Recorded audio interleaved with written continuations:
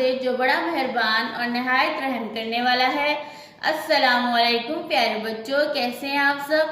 امید کرتی ہوں کہ اللہ تعالیٰ کے فضل و کرم سے آپ سب لوگ بخیریت ہوں گے۔ اللہ تعالیٰ آپ سب کا حامی و ناصر ہو۔ پیارے بچوں، آج ہم کریں گے جیم تا خے کی مختلف چھوٹی اشکال۔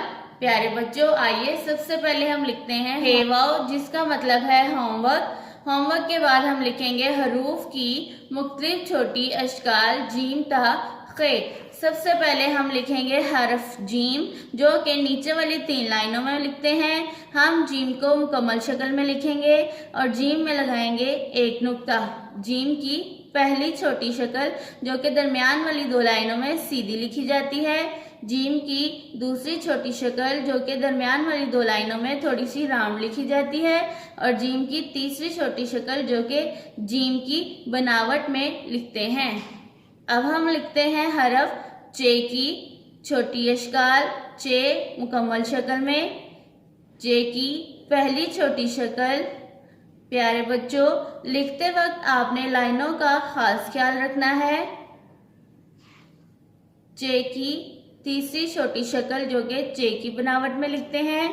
اب ہم لکھیں گے حرف ہے مکمل شکل میں۔ پیارے بچوں، ہے پر کوئی نقطہ نہیں لگاتے۔ ہے کی پہلی چھوٹی شکل، ہے کی دوسری چھوٹی شکل، اور یہ ہے کی تیسری چھوٹی شکل۔